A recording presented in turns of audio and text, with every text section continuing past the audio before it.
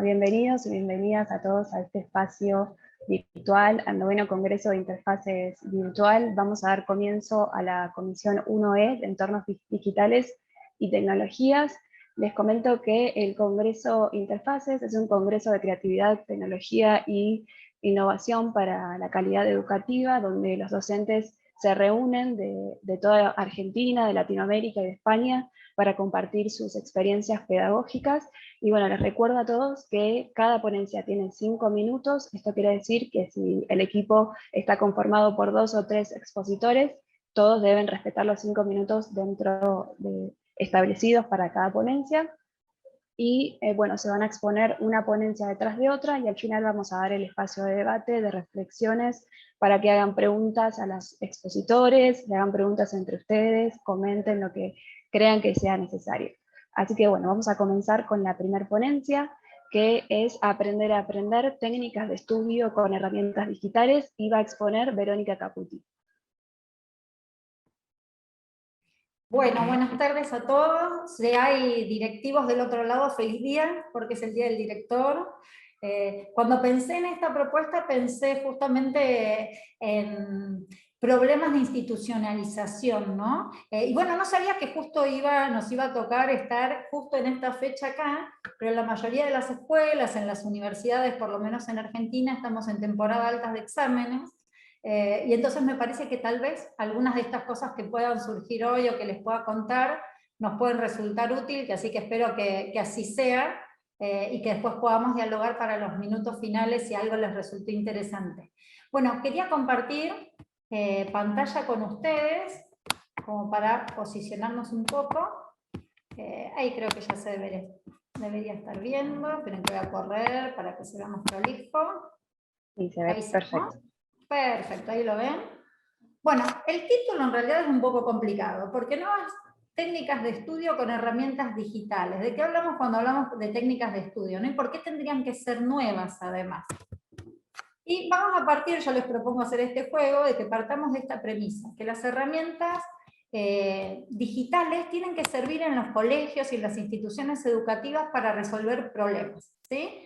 Entonces partamos de esa base, de cómo podemos simplificar algunas cosas dentro de los colegios, dentro de las instituciones educativas en general, con herramientas digitales que tengan impacto en lo pedagógico. Porque en definitiva siempre lo que vamos a buscar es aportar calidad, ¿sí? Trabajar en línea con ese ODS número 4 que propone la UNESCO. ¿Qué tipos de problemas podemos tener dentro de una institución educativa y ligadas a estudiantes, ¿no? Con respecto a la temática que les propongo? Uno de los problemas es aprender a aprender. ¿Cómo aprendemos a aprender? ¿Y cómo hacemos que el otro aprenda a aprender? Otro de los problemas es aprender con otros, ¿sí? Que si nos detenemos en estos dos primeros problemas, en realidad son dos de las competencias que tenemos que estar desarrollando en las instituciones educativas para generar calidad según la UNESCO, ¿sí? En las metas 2030 aparecen aprender a aprender y aprender con otros. Entonces, estas más allá de la institución serían como problemas comunes que nos convocan a todos los que estamos en el escenario educativo. Hay otro que tiene que ver con este que yo les marcaba al comienzo, que tiene que ver con la oportunidad y con la temporada alta y con los regímenes académicos, ¿no? Que además tienen que poder aprender a estudiar para aprobar exámenes. Esto es otra de las cuestiones, ¿sí? Que quiero plantear más adelante. Un cuarto problema en el que les propongo pensar es en el tiempo de los estudiantes y en el tiempo de los docentes. ¿Qué pasa con el tiempo del estudiante para aprender con otros y para aprender a estudiar? ¿Y en qué tiempo va a enseñar o va a garantizar o va a generar condiciones de posibilidad para que esto ocurra el docente? Cuando hablo de los tiempos estoy pensando en tiempos en clase, ¿cuál es el límite de la clase? Más aún después de la pandemia, ¿no? Entre lo sincrónico y lo asincrónico, cómo se puede jugar este tiempo para aprender con otros, para aprender a aprender, para aprender a estudiar en la planificación de un docente, en qué tiempo se va a garantizar este dispositivo. Si soy parte del equipo de gestión de la escuela, del equipo directivo, tenemos un problema extra, ¿sí? Que es cómo vamos a institucionalizar estas nuevas formas de aprender. Esto es otro problema. ¿Cómo hago para cumplir con estas expectativas que marca el ODS número 4 con respecto a educación de calidad y que entonces se desarrollen estas competencias, pero cómo lo institucionalizo? ¿Cómo puedo hacer que ocurra realmente en todos los espacios curriculares, en todas las materias del plan de estudio, como para que podamos medir el impacto, y que el impacto sea medible en términos de institución? No que haya dependido de la propuesta innovadora de un docente, pero que puede terminar de viciar lo que después yo mido en términos de perfil de egresado. Entonces estos serían los problemas que podríamos enfocar, o en los que podríamos hacer foco, pensando en el uso de herramientas digitales como un facilitador. Esa es la propuesta, ¿sí? Esa es la premisa. ¿Qué pasa dentro del paradigma tradicional de educación? En general pensaríamos en una línea de tiempo, de pasos, de primero después aquel. Primero enseñamos o pensamos en aprender a aprender, después en aprender con otros, después en aprender a probar, después en el tiempo de la clase de casa, y finalmente en cómo institucionalizamos. El tema es que no estamos parados en un paradigma tradicional, y no hay una secuencia lineal, y no hay un plan de gestión anual o una planificación anual concebida de esa manera, sino que estamos posicionados en el paradigma de la complejidad. Esta foto a mí me gusta mucho porque al principio parece muy caótico, no sé si les pasa lo mismo, si les genera lo mismo, ¿sí? Pero parece que tenemos a alguien ahí tratando de desanudar ese ovillo, pero la buena noticia es que aún en esa madeja, donde parece que todo se cruza complejamente, por eso elegí esa imagen, hay un brote, ¿sí? Hay algo que tiene que poder florecer. Me parece a mí, no sé a ustedes, una bonita imagen para pensar en las instituciones educativas y cómo anudamos o desanudamos esos problemas utilizando herramientas tecnológicas. Y acá viene entonces esta diapositiva que con esta imagen pretende reemplazar esa flecha, esa secuencia lineal, temporal, a esa lectura única de izquierda a derecha, o esa línea de tiempo donde hay un punto de partida y un punto de llegada, por esto que en realidad es la diversidad y la complejidad del enseñar y del aprender y de la gestión en las instituciones educativas, donde estos círculos en realidad, si yo le pudiera dar dinamismo a la imagen, estarían jugando así, en efecto de disco, y podríamos enlazarlo a través de herramientas digitales. Bueno, y acá viene como la parte sencilla. Los que comentaban en mis redes, que seguían un poco de qué íbamos a hablar acá, yo les decía, se los cuento fácil y cortito. A veces cuando pensamos en innovar o en transformar, pensamos en grandes cosas, o en cosas tremendamente ostentosas que deberían llegar a las escuelas para generar un impacto dentro de la forma de trabajar, de enseñar y de aprender. Y en realidad cuando, digamos, mi propuesta viene por el lado de las herramientas digitales que están al alcance de la mano de todos, por ejemplo, bueno, todas las de Google, todas las que están descargables por Android, las que todos nuestros alumnos y nuestros estudiantes pueden tener en un celular, y vamos a ver ahora cómo con algunas de esas podríamos trabajar el tema del tiempo, del aprender a aprender, de institucionalizar, generando impacto en la forma de aprender. Por ejemplo, y fácil, podríamos trabajar con un doc, ¿sí? Generalmente cuando se habla de técnicas de estudio las tenemos por fuera de la clase, y lo tenemos disociado de lo que tiene que pasar, porque por un lado está el contenido, el núcleo duro, y por otro lado el aprender a aprender por fuera para terminar aprobando. En cambio, ¿qué pasaría si empezamos a alternar en los escenarios de casa y escuela para ver qué tipo de actividades dejamos en un escenario y en otro? De esta manera, por ejemplo. Aprender a aprender y aprender con otros. Puedo usar documentos de Google, puedo usar lecturas colaborativas, puedo usar intervenciones a través de imágenes de esta manera. Lectura grupal, por ejemplo, ¿sí? Normalmente generamos lecturas de consigna individual, no están acostumbrados nuestros estudiantes a trabajar en grupo, pero después les pedimos en los exámenes que interpelen al autor. Entonces están obligados a trabajar individualmente en la interpelación del autor, pero no lo pudieron discutir con pares interpelando el texto directamente.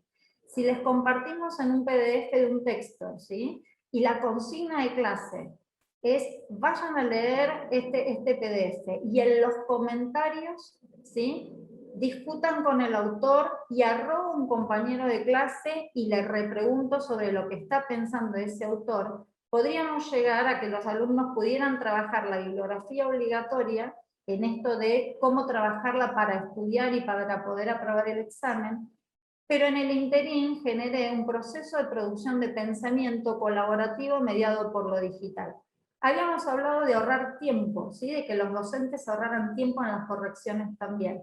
¿Qué evidencia yo puedo tener trabajando de esta manera de los procesos de razonamiento de los estudiantes con respecto a los autores que estamos trabajando? Tengo directamente ahí el comentario con la edición. Entonces, si estoy pensando en ahorrarle tiempo al docente, pero al mismo tiempo, pero en simultáneo de que obtenga una evidencia de trabajo y de producción, bastaría con eso, con compartir un documento de lectura que sea coeditable, que los alumnos puedan intervenir, que pueda estar acompañado de una rúbrica donde se les pida que haya al menos 3 comentarios o 3 afirmaciones, o que identifiquen 3 contradicciones, o que haya 3 arrobados entre ellos para dar lugar a que el compañero tome la palabra virtualmente, y eso podría ser una buena estrategia para enseñar competencias digitales en el uso de la herramienta al servicio de una tarea de elaboración colectiva y con una evidencia para la corrección, la evaluación y la calificación por parte del alumno. En la misma línea podemos trabajar listas de preguntas de examen, también con documentos compartidos, y entonces simplemente pedirles a los alumnos que imaginen qué preguntas de exámenes podrían entrar en esos documentos, podrían, digamos, en los párrafos, qué tipo de preguntas podrían hacer si fueran docentes, porque son aquellas que sí o sí tienen que aparecer en un examen. Entonces, cuando nosotros generamos este tipo de consignas, de nuevo, trabajamos en la competencia digital por el uso de la herramienta en términos de colaboración, pero también trabajo reversibilidad de pensamiento y genero una evidencia para que el docente pueda ahorrar tiempo en la corrección de clases. Este tipo de consignas y actividades enlazan perfecto con el modelo clase invertida, porque es lo que deberían poder hacer los alumnos en sus casas, pero colaborativamente para después tener aplicación práctica dentro del espacio áulico presencial. En la misma línea podemos trabajar con mapas mentales, podemos trabajar insertando imágenes y generando producciones solamente visuales, podemos enseñarles a organizar el tiempo por calendarios, podemos enseñarles a trabajar tableros de organización de tareas con una herramienta como Trello. Es decir, la apuesta es empezar a jugar con estos círculos para poder institucionalizar. ¿Por qué digo que podríamos institucionalizarlo desde la dirección? Porque digo, ¿qué pasaría si en una institución educativa generáramos cierto encuadre de trabajo dentro de lo que es el plan institucional de evaluación, pidiéndoles a nuestros docentes que busquen evidencias de trabajo colaborativo y de producción de discusiones valiéndonos de estas herramientas? ¿Podríamos nosotros acompañar todo esto de rúbricas y podríamos pensar en una línea de rutas de aprendizajes para nuestros alumnos? ¿Podrían los docentes compartir en los equipos directivos estos documentos para que ellos también pudieran supervisar y evaluar la producción intelectual de nuestros alumnos? Si nosotros tenemos un plan de estudio en el que se dan X cantidad de materias, al tener acceso digital a este tipo de producciones, ¿tendrían evidencias las direcciones de cuáles son los progresos y las rutas de progresos de la institución? Probablemente sí. Y por otra parte, al generarlo como un apéndice necesario dentro de lo que es el proyecto de evaluación institucional, lo que estaríamos también midiendo es el impacto en toda una camada de egresados, que es lo que en general se observa que falta. Muchas veces hay prácticas de este tipo, y para ustedes seguramente no será novedoso nada de lo que estoy contando, pero tal vez lo novedoso sería poder institucionalizarlo para medir el impacto y tomarlo como parte de la creación de un hábito intelectual. ¿Por qué hablo de técnicas para aprender? En realidad no tanto de estudio, porque el estudio es más efímero, me permite aprobar. Las técnicas para aprender en realidad son más complejas, pero también tienen que contemplar esta información inmediata que los chicos tienen que poder, los chicos, los estudiantes manejar, para poder responder cuestionarios y para poder realizar un examen tradicional, sobre todo porque todavía conviven los escenarios, ¿no? Yo hablaba del paradigma tradicional y el de la complejidad, y en realidad nos encontramos con un mix en los modos de evaluar y de proceder, si bien hay una tendencia y sabemos hacia dónde tenemos que llevar las instituciones, aún esto convive. Entonces, poder prepararlos en línea de esa manera también. Disculpa, en un minutito puedes ir cerrando, así Ya con esto, Dale, con esto cerramos, ¿sí? Entonces, en realidad, ¿qué nos permitiría trabajarlo de esta manera? Que las técnicas de aprendizaje, por eso yo les decía de aprendizaje, mediadas por tecnología, puedan organizar el aprendizaje por competencias, que en realidad es el desafío que tienen las instituciones educativas. Trabajando de esta manera apuntaríamos a la metacognición, al aprender a aprender, digamos, que haya registro de cómo aprenden, que puedan tener interlocutores y coevaluaciones a través de las herramientas que van trabajando en la colisión de texto, que haya evidencias y que se trabaje transversalmente con todas las competencias. Bueno, muchas gracias. Muchísimas gracias, Verónica. Siempre es un placer escucharte y tenerte en Interfaces. No lo mencioné antes, pero Verónica es parte del Instituto Victoria Ocampo de la provincia de Buenos Aires. Así que, bueno, muchas gracias, Verónica. Vamos a continuar ahora con la ponencia Escape Room Virtual Educativa y expone Rafael Dorado del Instituto Formación e Innovación Tecnológica DB de Córdoba. Bienvenido, Rafael. Encantado. Un placer, pues bueno, en primer lugar agradecer a la Universidad de Palermo, Interfaces, el invitarnos para poder explicar esta nueva herramienta que hemos desarrollado para evaluar, medir o explicar capacidades. Si os importa, mejor os comparto una pequeña presentación, explico varios slides y luego vamos a lo más importante, sobre todo, que es ver una de estas salas que hemos creado para medir conocimientos. Vamos a ello.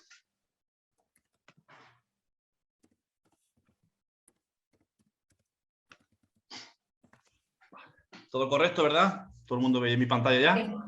Sí. Vale, pues vamos a ello.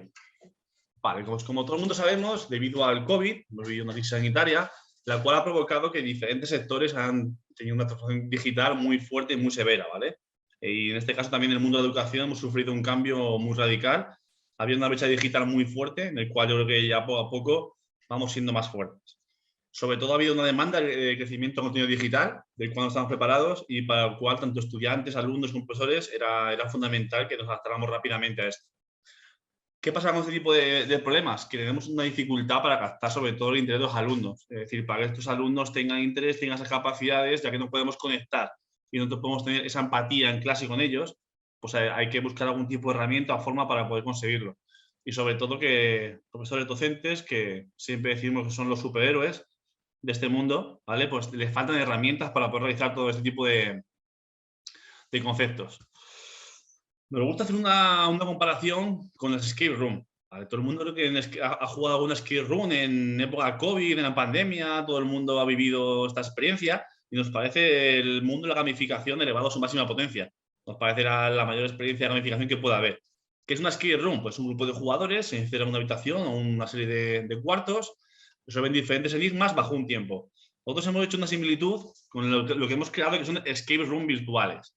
¿Qué tenemos? Usuarios o estudiantes, en este caso, enfocado a educación, entornos 3D realistas para conseguir ese efecto inmersivo que queremos para los alumnos, contenidos adaptados, depende de qué asignatura o esa parte curricular, vamos a adaptar para poder explicar o para poder medir conocimientos y sobre todo tiempo, puntos, récord.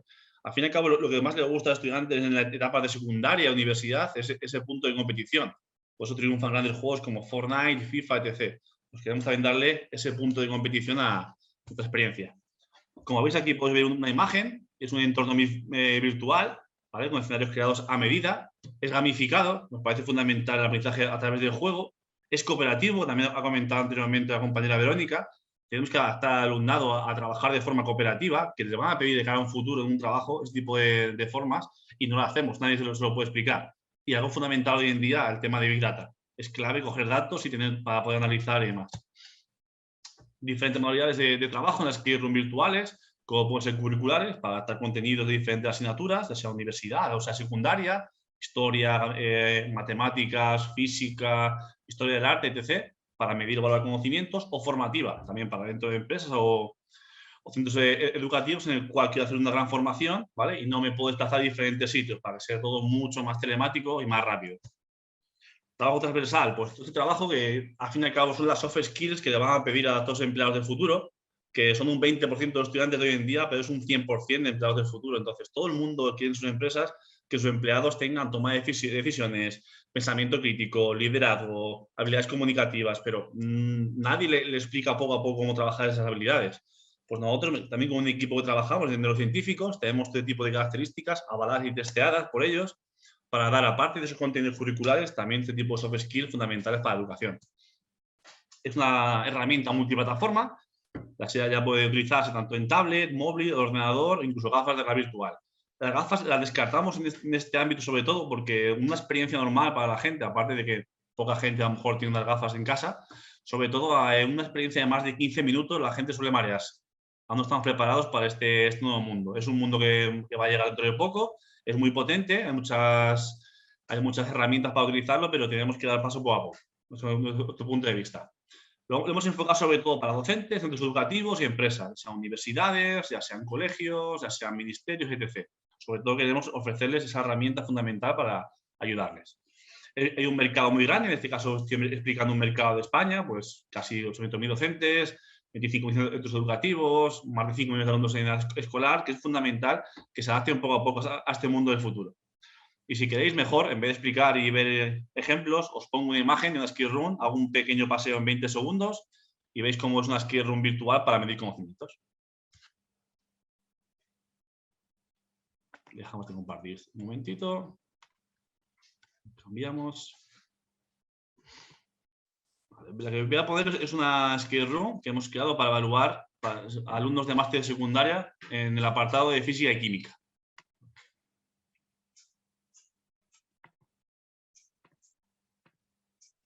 Aquí podéis ver. ¿Ves? Es un ambiente totalmente virtual, inmersivo. Esto hemos recreado como un pequeño escenario, un parque de las ciencias, en el cual el techo hemos proyectado una constelación, la constelación de Andrómeda, también partes físicas, y yo me puedo mover como si fuera prácticamente un Google Street View. Como veis, la calidad de las imágenes es muy fuerte, ¿vale? Muy potente. En este caso hemos elegido física y química, pues nos parecía algo clave que el punto central de nuestra skill room fuera una tabla periódica. ¿Veis? Tengo diferentes puntos de información que me van explicando qué puedo hacer. Diferentes tarjetas que me van a explicar. Igualmente, los tótems sirven para responder las preguntas. Yo puedo picar en el tótem, ¿vale? Me pregunta si estoy listo y me va a hacer varias preguntas. En este caso, como tengo dos preguntas, elijo la opción a ver qué pregunta me lanza, y aquí me salta la pregunta, tanto en formato visual como en formato tarjeta. Tengo que elegir una de las respuestas. Si elijo la respuesta acertada, ¿ves? Respuesta correcta, gano 50 puntos. En la parte de la derecha, que a lo mejor no lo veis debido a que está aquí en la parte de Zoom, se ha sumado puntos, ¿vale? Una vez que yo voy entrando en las diferentes salas, que podemos ver por aquí, yo me puedo ir desplazando, puedo entrar en diferentes salas que tienen diferentes pruebas. En este caso, pues vamos a ver una sala rápidamente, energía. Aquí podemos ver un cuadro del famoso congreso de Solvay, en el que se juntaban las mejores mentes de esa época. Bueno, pues aquí todo el mundo vemos que falta alguien. Ahora, pues el objetivo, pues yo voy aquí, me voy a mi tótem y voy otra vez a ver qué me pregunta. Pues en este caso me pregunta, la energía es la clave, uno de los puntos más importantes, ¿vale? Y tengo que encontrar, a ver quién es el científico famoso o qué fórmula de energía es la que estoy buscando. ¿Vale? Pues tengo que ir buscando por las diferentes salas, diferentes pruebas, voy tocando cajones, va abriendo, voy viendo, ¿ves? La imagen que faltaba justamente, pues la imagen de Albert Einstein. A ver, en este caso estamos un poco confundiendo a la gente, pues también vamos dejando pistas por diferentes sitios que puedo ir ampliando. Tengo aquí diferentes objetos que puedo ir tocando, aquí biografía de diferentes autores. Pues bueno, queremos un poco que la gente tenga esa doble dinámica, esa dinámica skill room, esa dinámica curricular para evaluar conocimientos. Y luego, una vez que termino, hacer toda mi dinámica, luego tranquilos que pondré el enlace en el chat para que cada uno pueda probarla de forma gratuita, poco a poco, y veréis todas las pruebas que hay, soluciones. Si hay alguna duda también me podéis preguntar. Una vez que termino, aparte de medir la evaluación a base de tiempos, yo me voy al tótem y aquí me dice la puntuación que he tenido en cada una de las pruebas, si he acertado o he fallado y la cantidad de puntos que tengo. Entonces, con esto, aparte, nosotros entregamos un informe, ¿vale? Con todos los alumnos que se puede entrar dentro de la plataforma propia nuestra o la plataforma de la universidad, centro escolar, etc. Y con esto también podemos hacer un mapa de calor para identificar en qué punto se han encontrado los alumnos más tiempo, uno ha tenido más dificultad, y sobre todo arrojar muchos datos a esos docentes que necesitan herramientas rápidas, ágiles y sobre todo gamificadas para que todo alumno pueda captar más el interés y sobre todo pues consigamos formar esa mente del futuro con herramientas y tecnología del futuro. Muchísimas gracias, Rafael. Muy interesante el escape room que nos presentas.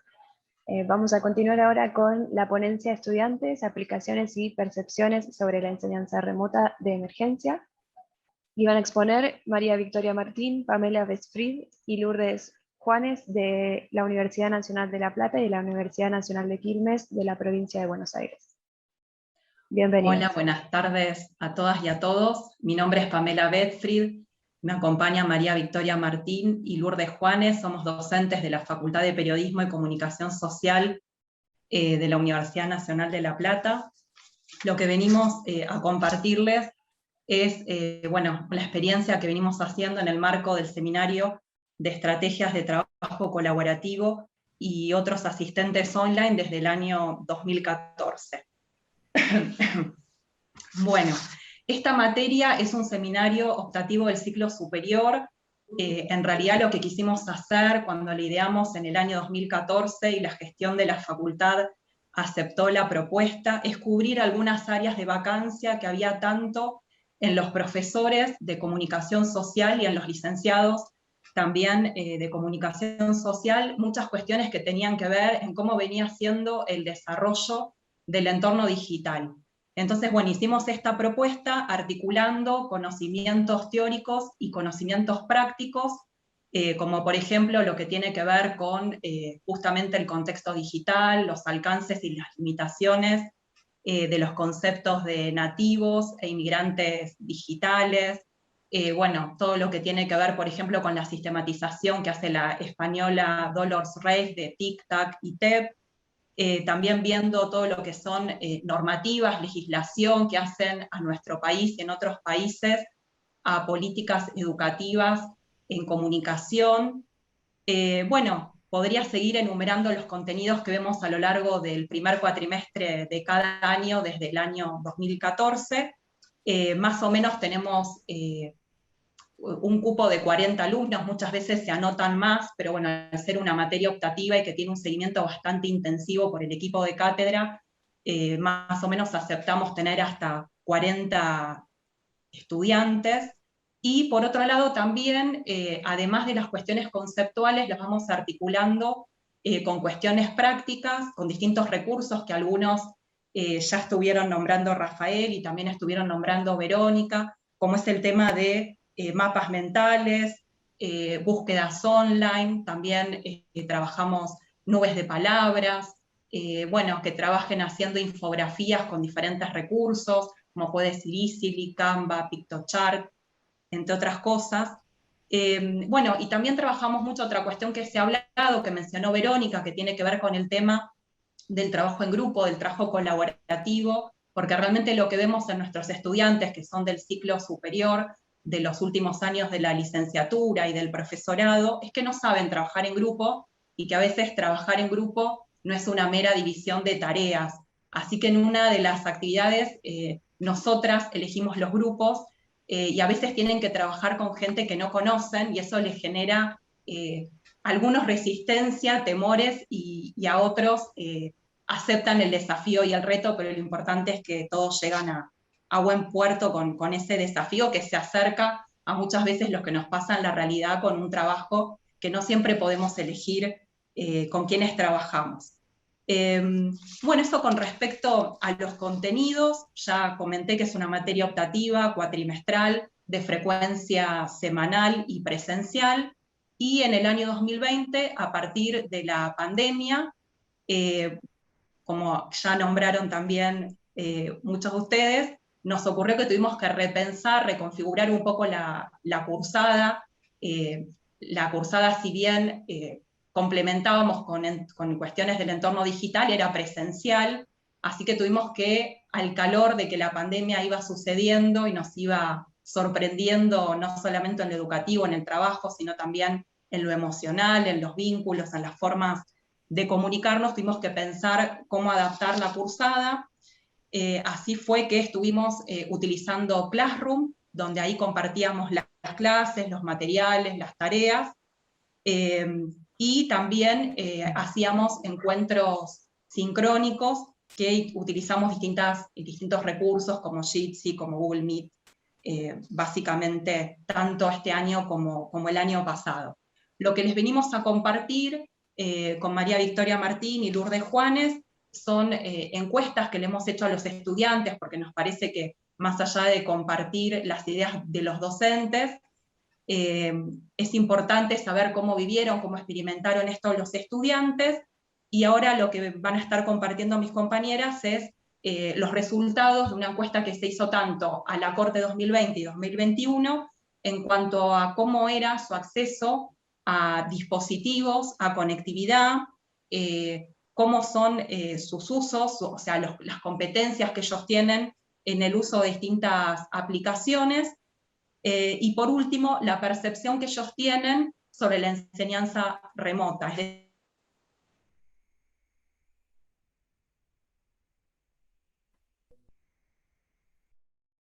Es decir, es un tipo de enseñanza que ellos señalaron al respecto. Así que le paso la palabra a mis compañeras. Muchas gracias. A ver si puedo, ahí está. Bueno, una de las primeras barreras sobre las cuales nosotros trabajamos tenía que ver con la conectividad, ¿no? Y ahí encontramos que para el año 2021, que es la franja que está arriba, disminuyó la cantidad de estudiantes que decían tener mala conexión a Internet. Lo que no sabemos es si solo pudieron permanecer en el sistema los que tenían buena conexión, o si mejoró efectivamente producto de algunas políticas federales de conectividad, ¿no? Y fue esta la razón por la cual tuvimos mayor cantidad de estudiantes con buena conectividad. Respecto del equipamiento, es curioso, acá de nuevo 2001 sigue estando arriba, es menor el equipamiento que tienen, ¿sí? Digo, respecto del año anterior hay menos notebooks, menos PCs, menos teléfonos celulares, hay un poquito más de tablet, lo cual es llamativo. Ahora, de nuevo, no conocemos cuáles son efectivamente la potencia que tiene ese equipamiento, ¿no? Pero sí sabemos que es un equipamiento en principio menor que el que había el año pasado para un perfil de estudiantes bastante similar. Respecto de la segunda barrera que tiene que ver con las competencias, es lo que mencionaba por ahí un poco Verónica también al principio. Acá tenemos un gráfico en el cual las líneas de arriba y de crecimiento de arriba tienen que ver con editores de imagen, de audio y de video. A ver, es una carrera de comunicación social, entonces los y las estudiantes han transitado por talleres de estos lenguajes en donde se familiarizaron. Mucho más atrás vienen el manejo, ¿sí?, que ellos dicen tener de presentaciones PowerPoint, de gestores para hacer pósters, ¿no? Y acá hay algo curioso que es cómo se dio el crecimiento de las plataformas de aprendizaje, ¿no? Tenemos un pico en 2020 y disminuyó un poco en 2021. Muchas de las asignaturas de acá de la Facultad de Periodismo se manejaron, por ejemplo, con grupos de WhatsApp o con mail, sin plataforma educativa de ninguna índole. Cuando les preguntamos por el uso de las aplicaciones, y acá sí hay datos desde 2018, cómo usan las aplicaciones para tareas académicas, vemos que en el último año desapareció la franja de lo utilizo pésimamente o mi uso es malo, ¿no? Y que está relativamente estable un uso bueno, uso regular creció un poquito, pero también disminuyó apenitas, hago un uso excelente, ¿no? Esto quizás producto de haber experimentado y darse cuenta que no eran tan buenos como pensaban, que todavía hay cosas para aprender, pero acá hay algunos movimientos que nos parece que es interesante conocer respecto de cómo se manejan. La tercera cuestión que indagamos, conectividad, equipamiento, la segunda, competencias, la tercera tiene que ver con las percepciones. Y ellos nos decían algunas ventajas, preguntábamos, y algunas desventajas. Entre las ventajas marcaban, no hay que desplazarse, uno puede estar en el hogar, uno puede tomar las clases asincrónicamente, esto me genera mayor autonomía, hay múltiples recursos circulando, hay textos, videos, audios, aprendemos también a usar aplicaciones, y muchos lo que decían es que esto les permitía tener más recursos y entonces poder cursar más materias. Y que también en esto de tener más recursos estaba implícito no tener que gastar ni tiempo ni dinero en llegar al lugar donde realizaban sus estudios. Entre las desventajas, marcaron mayor dependencia, incluso un caso nos dijo que terminó en un psiquiatra por la cantidad de horas frente a la computadora, el exceso de horas en la pantalla. Algunos decían, es una comunicación incompleta. Bueno, ahí la pregunta es si la propuesta les permite completar una comunicación o es una propuesta que emula la presencialidad y se agota en un profe hablando 2 horas, ¿no?, frente a una pantalla. Nos hablaron como desventaja de la multiplicidad de plataformas, no todas las asignaturas usamos las mismas plataformas, esto quedó un poco librado a la decisión de cada equipo de cátedra, y problemas de conectividad. Es curioso que lo que algunos ponían como ventaja, otros lo ponían como desventaja, ¿no? Algunos decían, bueno, estar en el hogar es una ventaja, y otros decían, estar en el hogar claramente es una desventaja porque no me puedo concentrar, ¿no? Pero son algunas puntas que nos parecía interesante tirar para pensar también desde el otro lado, ¿sí? Lourdes. Sí. Bueno, a partir de todas estas cuestiones que fue presentando Victoria, digamos, el objetivo, vuelvo a resaltar, digamos, que el objetivo del seminario es problematizar, digamos, poner en tensión qué pasa con la incorporación de pantallas, principalmente por parte de los y las estudiantes, y a la vez en su formación como comunicadores, pensar, digamos, cómo se dan esas apropiaciones a nivel social y cultural. Por lo tanto, nosotros partimos de la idea que trabaja Jorge González, el comunicador Jorge González, que plantea que toda tecnología de información y de comunicación es al mismo tiempo una tecnología de conocimiento. Y un poco me parece que esto tiene que ver con lo que mencionaba Verónica, si no la estoy nombrando mal, al principio de aprender a aprender, ¿no? Porque más allá de que la pandemia en algún momento va a terminar, me parece que, y es lo que la conclusión a la cual hemos llegado desde el seminario y a partir de este análisis, es que hay prácticas de enseñanza que van a continuar, digamos, porque ha habido un aprendizaje tanto en los equipos de cátedra como mismo en los estudiantes. Por lo tanto, todo esto, digamos, resulta un insumo, ¿sí?, a tener en cuenta para pensar en estrategias docentes que reconozcan los saberes que traen nuestros estudiantes y a la vez posibilitar que ellos mismos puedan fortalecer sus trayectorias estudiantiles.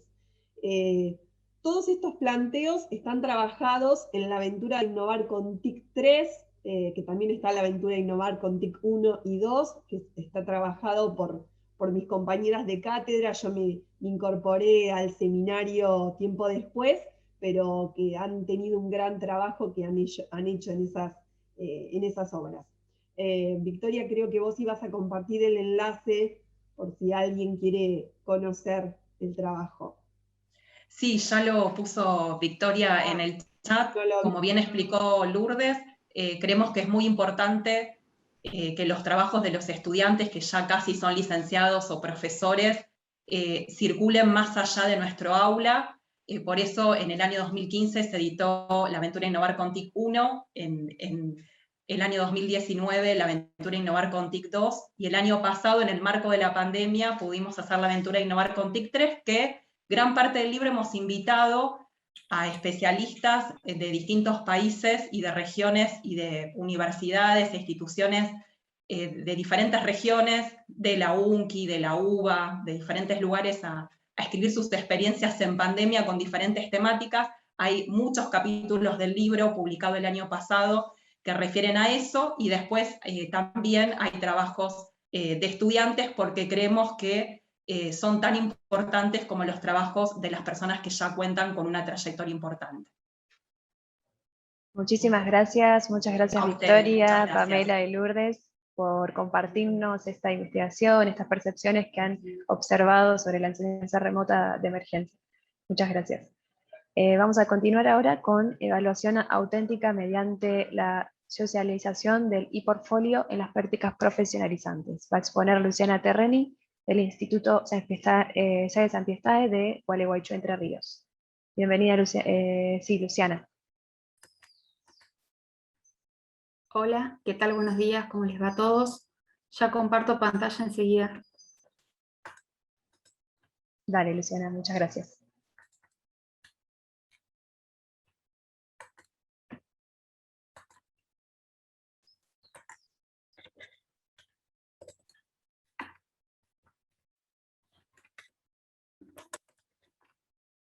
Bueno, buenas tardes a todos. Esta es una experiencia desarrollada en la Cátedra Práctica Profesionalizante 2 del Instituto C. Sapientiae de Gualeguaychú, Entre Ríos. Es un instituto de formación técnica y docente que tiene, bueno, 4 profesorados, 2 tecnicaturas. En particular, este trabajo fue desarrollado en la Práctica Profesionalizante 2, que es un espacio curricular de la Tecnicatura en Análisis y Desarrollo de Software, y que tiene como fin modelar un artefacto de software a partir de especificaciones proporcionadas por el usuario. La práctica profesionalizante se desarrolla en realidad desde el año 2017 en la modalidad híbrida, y bueno, y en el año pasado y fue una modalidad enteramente virtual, y ahora en este momento volvemos a la modalidad híbrida.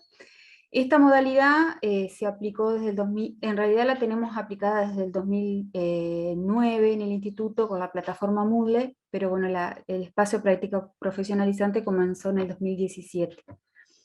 Este espacio, digamos, tiene como método el aprendizaje basado en proyectos. Los alumnos de segundo año, durante todo el desarrollo del ciclo lectivo, formulan un proyecto de software que tiene generalmente como propuesta que sea solución a una problemática socioeducativa.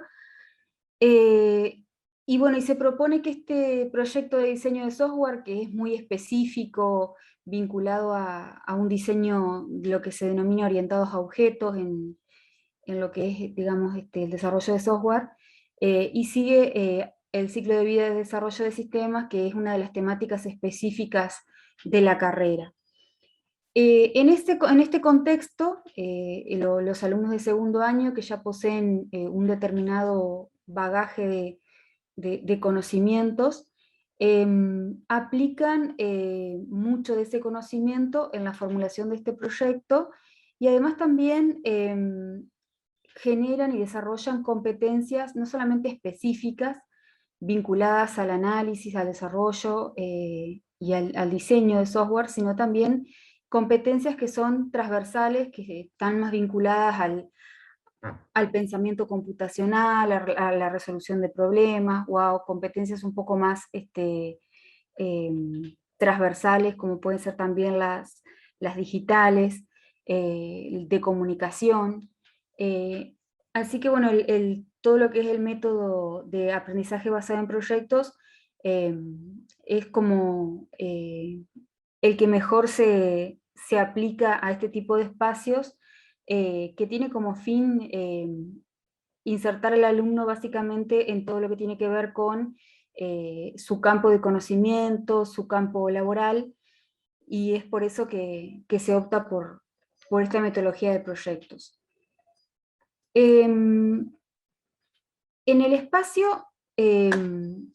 se trabaja desde distintas etapas. Es un proyecto de software que tiene distintas etapas. No quiero andar demasiado en las etapas así específicas, porque quería más o menos comentarle la experiencia. Estas etapas se van entregando en distintos momentos que se denominan hitos del proyecto, y se van generando versiones del proyecto a medida que se va avanzando en él.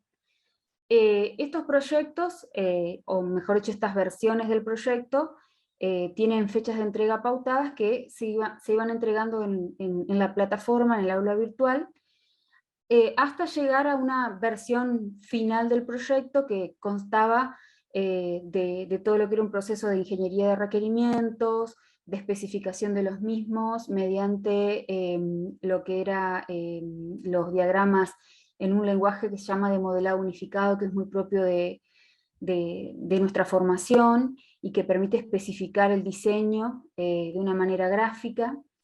Y bueno, y haciendo estudios de factibilidad del proyecto, avanzando en algunas cuestiones vinculadas también al desarrollo del mismo en algún lenguaje de programación.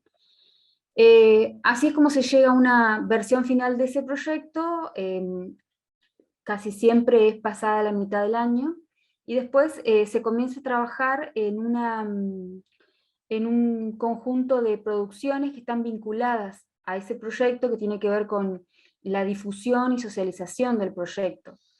Entonces se les propone a ellos la formulación y el de póster, de presentaciones visuales, póster que tienen una estructura académica como las que se presentan en los congresos o a las jornadas, un video resumen de su proyecto, un resumen académico y un conjunto de ilustraciones que son todas producciones visuales, audiovisuales asociadas a este proyecto que pasada la mitad del año, digamos, ya se encuentra en su versión final.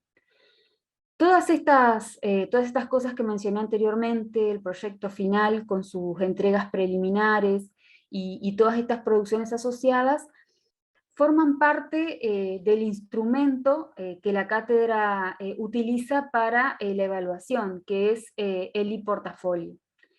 Este portafolio digital tiene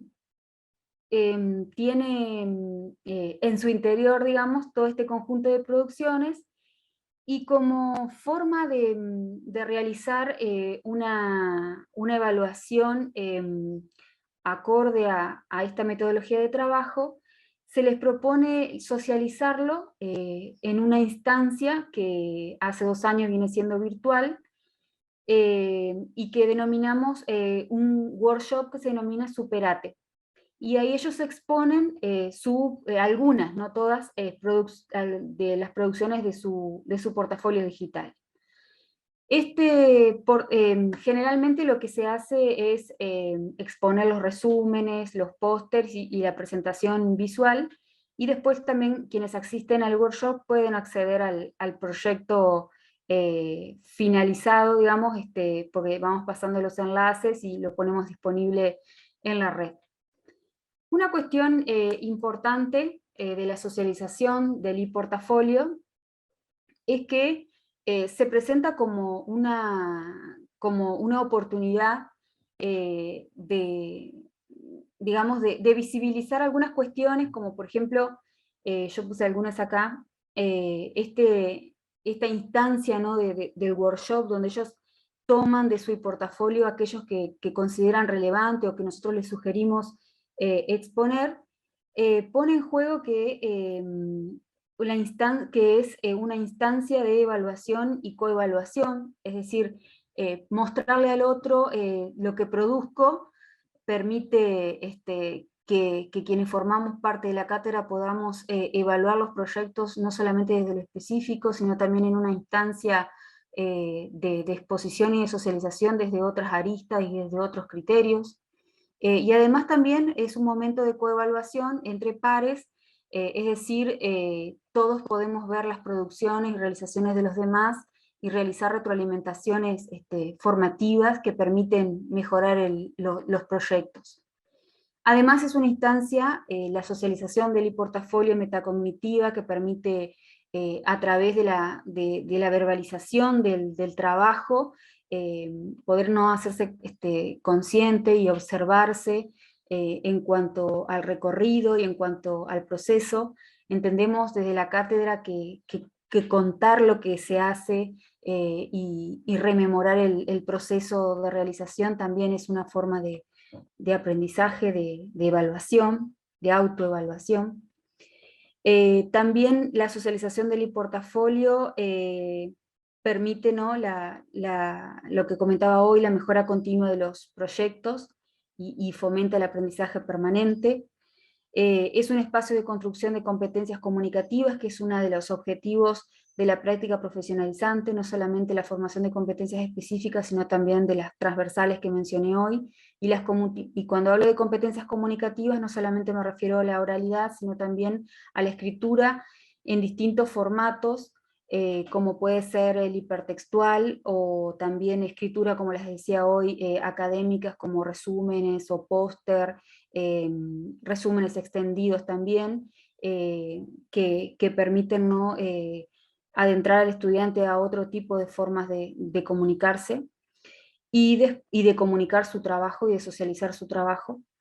Y después también se entiende la socialización del e-portafolio como una instancia de evaluación también de esas competencias digitales y del trabajo en contextos virtuales que permitió justamente a la cátedra, por ahí, al enumerarse y al exponer las producciones, ver los alcances, ¿no?, de la aplicación de determinadas herramientas y determinados ambientes virtuales que se propusieron para trabajar, aplicados, ¿no?, en un proyecto en particular. Bueno, este workshop se realiza todos los años, al final del año. Bueno, ya comenzamos a preparar el de este año. Bueno, el año pasado contó con 5 proyectos que se desarrollaron, bueno, grupalmente, y bueno, fue una instancia muy linda, que después en el chat voy a pegar si tengo el enlace para que lo puedan visualizar, porque lo grabamos, y participaron no solamente los alumnos socializando las producciones de su portafolio y a cátedra, sino que también hubo alumnos de carreras también de sistemas y de software, y profesores de otras instituciones, y se generó una dinámica de evaluación externa también, por la cual ellos recibieron retroalimentaciones de otras personas, digamos, ajenas a la cátedra. Así que resultó una instancia muy enriquecedora, por estas cosas que yo les mencionaba recién, ¿no?, por estas ideas, fuerzas por ahí que yo enumeré desde lo que es la instancia, ¿no?, metacognitiva, desde la evaluación por los pares, desde la retroalimentación formativa con los externos. Entonces, la verdad que resultó una experiencia muy linda, que bueno, que vamos a estar repitiendo al final del año, y que les voy a pasar ahora el enlace de la grabación, y bueno, y a disposición para preguntas o consultas en el momento, al final. Muchísimas gracias, Luciana. Bueno, No, esperamos muchas gracias a ustedes. Esperamos el link del workshop, así podemos Sí, interiorizarnos ahora lo un poco paso. más. Vamos a continuar ahora con la ponencia Minijuegos para aprender matemática en la virtualidad, y va a ser presentada por Laura Sombra del Río, de la Universidad Nacional de La Plata, Buenos Aires. Bienvenida, Laura. Estás muteada. A ver ahí. No, no te escuchamos. ¿Puede ser que te hayas puesto auriculares o...? Porque hoy te escuchábamos bien. Puse unos parlantes, ¿ahora se escucha? Bien. Ahora Era sí. eso, entonces. Ahora Bueno, sí. muchas gracias, Agustina. Sí, buenas tardes para todos, repito. Bueno, pongo a compartir la pantalla. Bueno, como ya mencionaba Agustina, soy de la Facultad de Ingeniería de la Universidad Nacional de La Plata, y estoy en un grupo de investigación que se llama IMAPEC, Investigación en Metodologías Alternativas para la Enseñanza de las Ciencias, y hoy les voy a contar un poco esto de los minijuegos para aprender matemática en la virtualidad. Para comenzar quería mostrarles algunas imágenes de cómo eran las clases de nuestras materias, matemática A y B en particular, en la facultad. Son clases que, como se puede ver en las imágenes, no están centradas en el docente, sino que los chicos trabajan de manera grupal en unas mesas muy grandes, con mate de por medio, y trabajan a partir de un material teórico práctico que los guía a través de los contenidos de la materia. También solíamos hacer de vez en cuando algunos juegos en clase, no digitales necesariamente, pero sí hacer algunas cosas grupales y para competir entre grupos. Y bueno, y de la noche a la mañana, como supongo que a todo el mundo, la clase se convierte en algo más parecido a esto, ¿no? Un conjunto de rectangulitos, con suerte con la foto del alumno, en el peor de los casos con la inicial.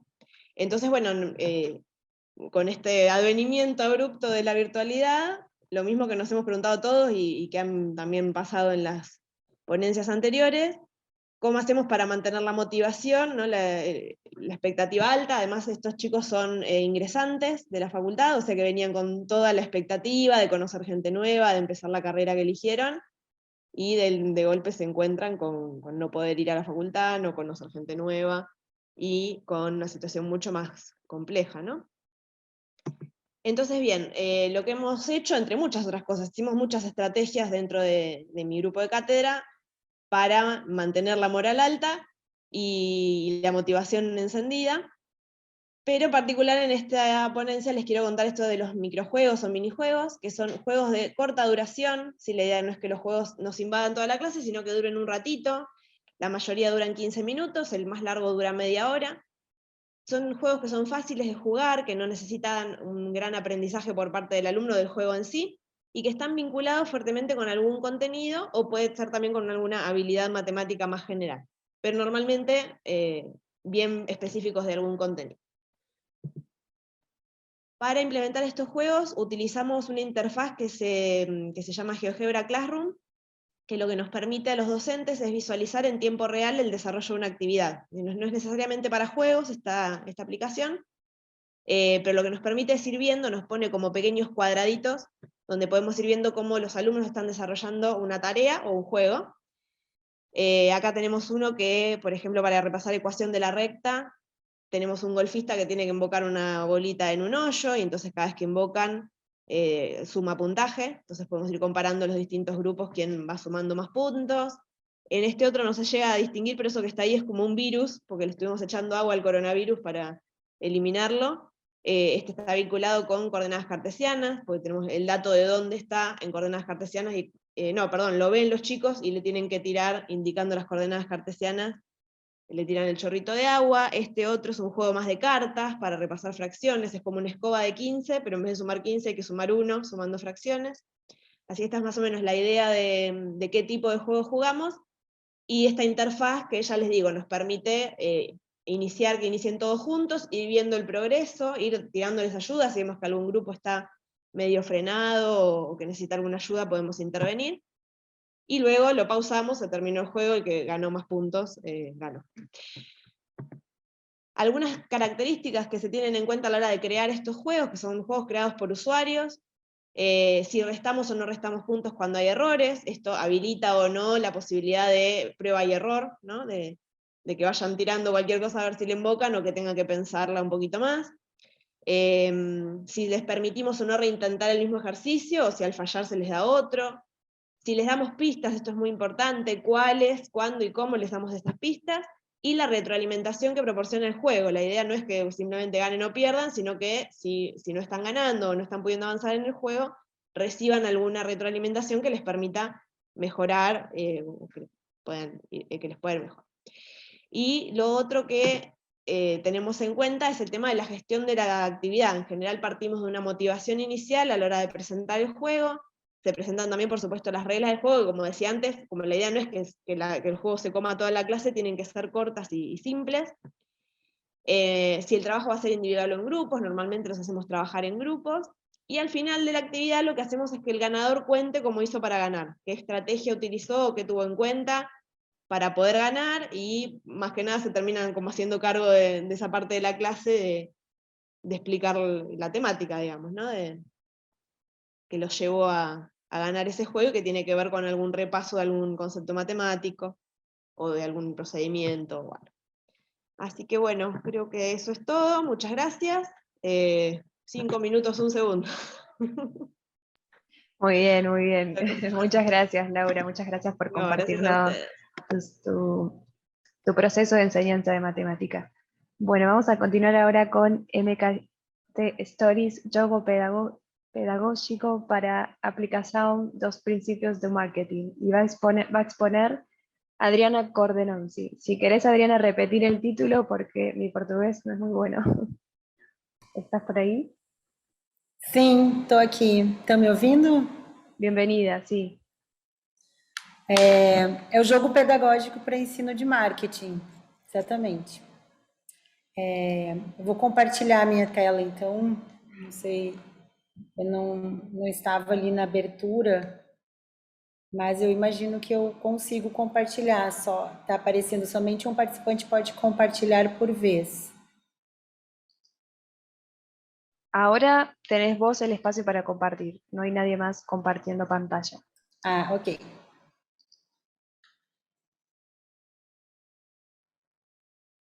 Ahí estamos viendo. Ok. Então, eu sou do Instituto Federal de Rondônia, norte do Brasil, mas eu estou fazendo mestrado na Universidade Federal de Santa Maria, que é próximo à Argentina. Eu sou do Rio Grande do Sul, né? Eu sou gaúcha. E então eu tive uma disciplina onde a gente eu desenvolvi um jogo para ensino de marketing para o curso técnico em administração. A minha instituição trabalha com ensino técnico, como a da outra colega que apresentou ali, desenvolvimento de software, né? Então, o ensino técnico, na minha instituição, os alunos têm um tipo de curso que os alunos fazem o ensino médio de manhã, por exemplo, e fazem o ensino técnico à tarde, ou vice-versa. Fazem um ensino médio num turno e um ensino técnico em outro turno. Com o distanciamento social, né, com as aulas online, a gente começou a ter... Um minutinho, não estou conseguindo passar aqui. A gente começou a ter um problema aqui. Que esses alunos, então, eles tinham um ensino técnico e ensino médio online. E muito cansados de ficar no computador praticamente o dia todo. O ensino técnico é 2 vezes por semana, mas é pesado para eles terem que ficar no ensino médio num turno e no ensino técnico no outro turno. E eles também não estavam tendo muita interação entre eles no ensino remoto, né? Cada um na sua casa. Então, o problema era como engajar e motivar esses alunos adolescentes, né? Para o ensino do marketing. O curso técnico, ele é um curso técnico em administração. A metodologia que foi utilizada, eu não estou conseguindo passar direito aqui, mas no PDF. A metodologia que foi utilizada se chama Design Based Research, que basicamente ela tem essas fases que estão sendo mostradas ali, onde você analisa o problema, desenvolve uma proposta e depois faz ciclos de aplicação da proposta, né? E vai melhorando aquela proposta. E ao final você pode criar princípios de design que podem ser utilizados em outras situações, em outros contextos, e que vão melhorando a implementação da solução. Então, né, tentar falar rapidamente, né, como é o jogo, porque eu não vou poder explicar aqui todas as regras, mas o nome do jogo chama Marketing Stories. Ele tem uma abordagem pedagógica socio-interacionista, porque ele estimula o debate entre os alunos, entre eles e destes com o professor. E então foram desenvolvidas algumas cartas com desafios de marketing, que seriam... inicialmente eram 5 desafios, depois passaram para 4, mais um desafio final. Foi aplicado online, né? A gente adaptou essas cartas para o Google Forms. Então, o encontro se dava como a gente está tendo aqui no Zoom ou no Google Meet. Geralmente a gente usou o Google Meet nas nossas aulas. Os alunos se dividiram em grupos e eles precisavam conversar entre si, então eles formaram grupos no WhatsApp para poder se comunicarem durante o jogo. E eu fui passando os desafios para eles através do Google Forms. Esses desafios são como pequenos problemas de mercado, pequenos problemas de marketing que eles precisavam desenvolver utilizando princípios básicos, como os 4 Ps ou 5 Ps do marketing, ou estratégias, mas coisas que eles poderiam resolver, assim, soluções simples. Eles não tinham tempo para fazer um grande planejamento, era apenas uma solução simples que eles poderiam criar ali naquele momento. Então, esse jogo era passado através do Google Forms para os grupos, e eles tinham um tempo para resolver, para achar uma solução para aquele problema de marketing. Aí cada grupo colocava no Google Forms a sua solução. E aí eu lia a solução para todos, de cada grupo, e a gente fazia um momento de debate. Depois eles tinham o segundo desafio, o terceiro.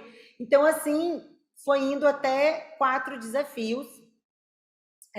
Cada um, eles tinham esse tempo que era bem reduzido, eram 6 minutos que eles tinham para resolver e escrever lá no Google Forms a solução.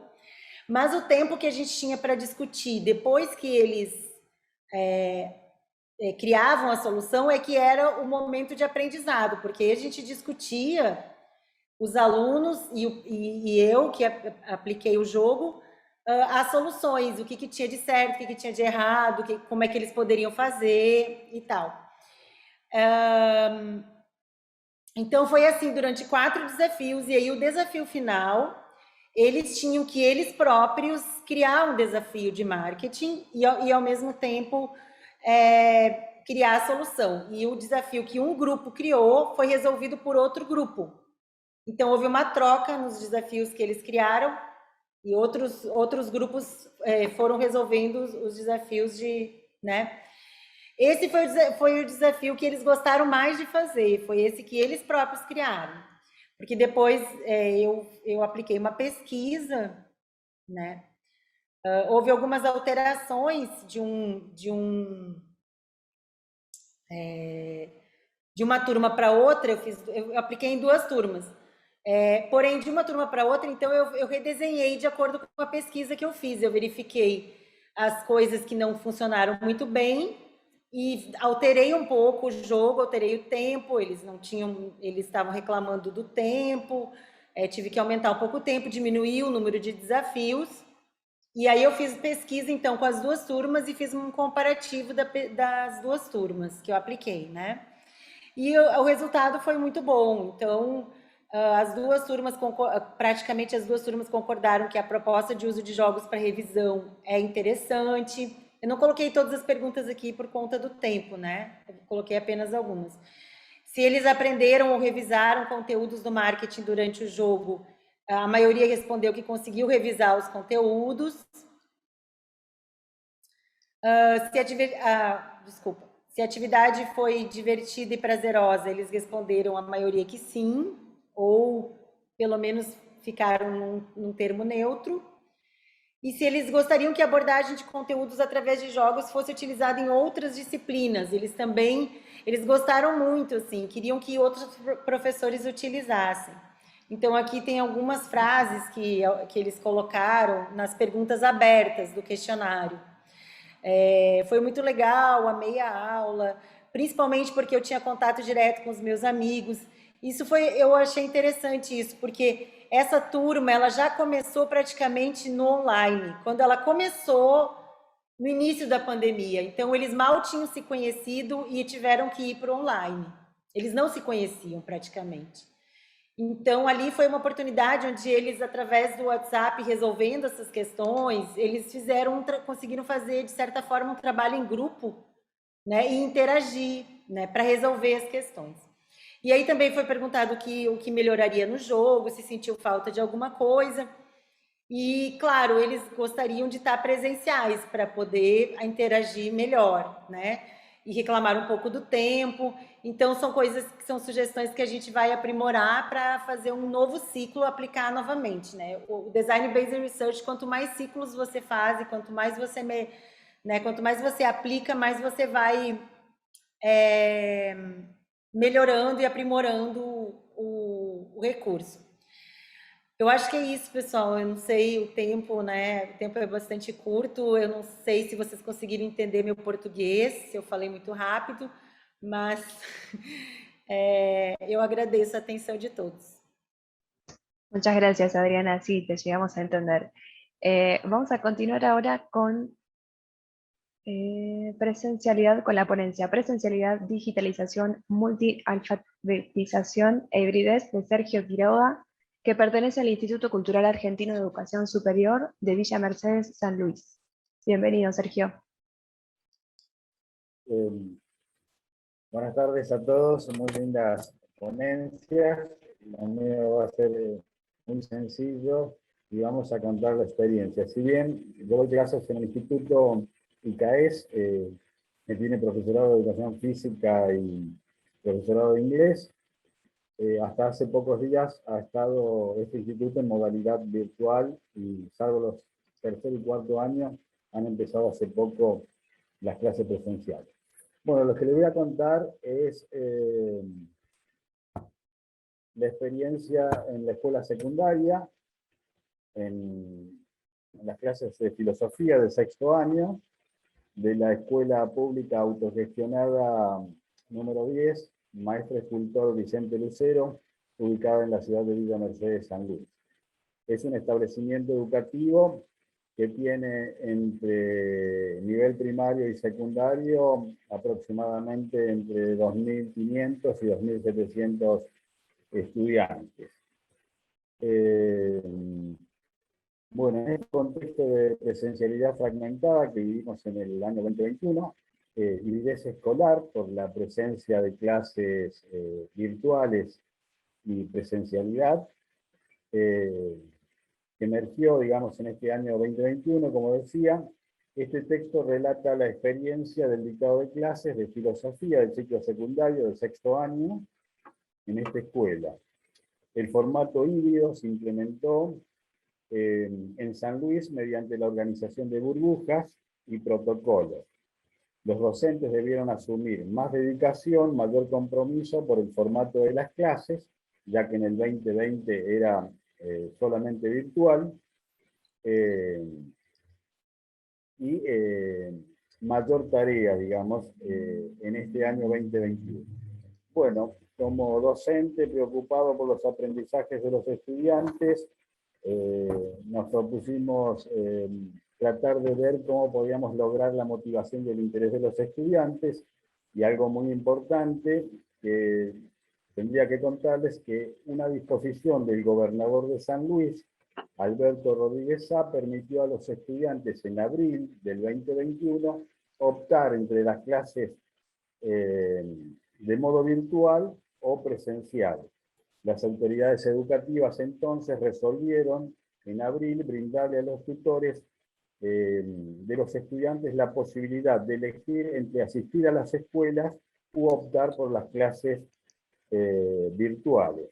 El ministro de Educación de San Luis, Andrés Lembertov, expresó el 25 de abril que los padres y tutores deberían informar a los directivos qué modalidad presencial o virtual iban a utilizar sus hijos en la escuela. Bueno, usamos la plataforma de Google Classroom. Los docentes, como en el año 2020, teníamos una cuenta del gobierno que termina en sanluis.edu.ar, y a través de ello usamos la plataforma de Google Classroom, el Meet con encuentros sincrónicos y las clases fragmentadas cuando había presencialidad los días jueves.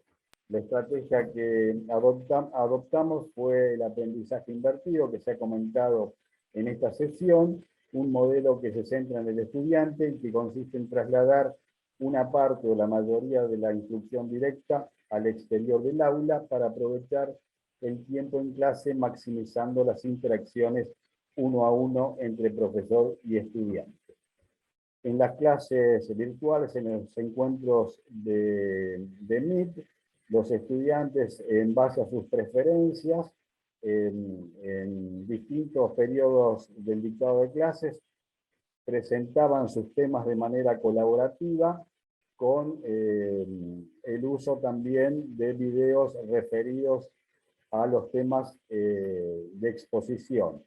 Y cuando se tenía también clases presenciales, con las burbujas establecidas, también se adoptaba, usando los medios de que disponía la escuela, para tener la exposición de los estudiantes, el visionado de videos de YouTube, con recursos vinculados a los temas de exposición, y de esta manera se podía ver que los estudiantes conocían sus temas y que no solo hacían sus trabajos escritos a través de Google Classroom, sino que podían expresar sus ideas, exponer los temas y de esta manera el aprendizaje se enriquecía.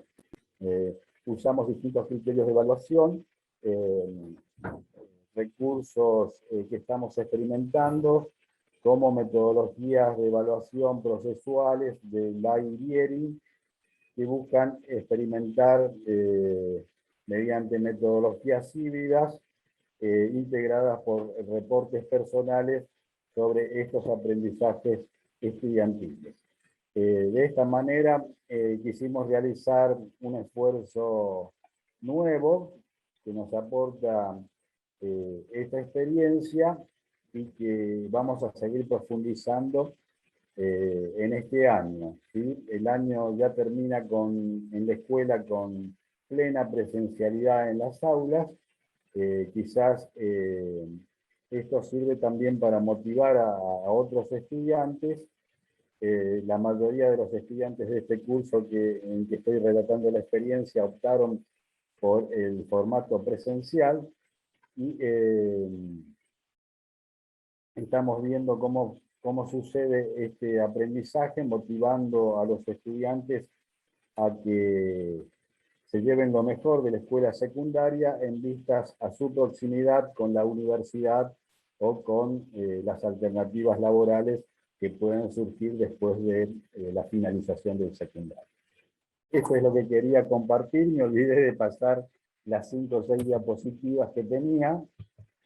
Esta es la bandera del curso de 6º año de la EPA 10, ¿sí? Y es lo que quería compartir con ustedes. Muchas gracias y me voy de este encuentro que todavía no ha terminado, pero muy enriquecido con los aportes de los compañeros.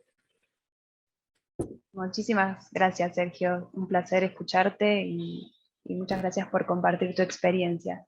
Vamos a continuar ahora con Remixando Materiales, el hipertexto como material didáctico en tiempos de pandemia, y va a exponer María Lucía Lopetegui del Instituto Sagrado Corazón de Almagro, Buenos Aires. Bienvenida, Lucía. Hola, buenas tardes. Bueno, mi nombre es María Lucía Lopetegui, yo soy profesora de Biología y coordinadora del área de Ciencias Naturales del Instituto Sagrado Corazón de Almagro, de acá de Ciudad de Buenos Aires. Este trabajo surge en el marco de la pandemia, ¿sí? En el marco de la cuarentena anunciada el año pasado, en marzo, donde a mi entender hubo un primer momento de reacción en el cual los docentes intentamos responder con diferentes actividades y un gran bombardeo de información hacia nuestros estudiantes, que generó muchas quejas por parte de las familias, de los estudiantes, y también un agobio nuestro, de los docentes, y después vino un tiempo de reflexión y de tratar de diseñar algunas propuestas un poco más acordes al hecho de que íbamos a estar durante bastante tiempo trabajando en este marco tan particular de emergencia. Pero me gustaría comenzar la presentación con la introducción de 2 conceptos teóricos que le dan marco justamente a esta idea del hipertexto como material didáctico, que son el de curaduría de contenidos y el de remix.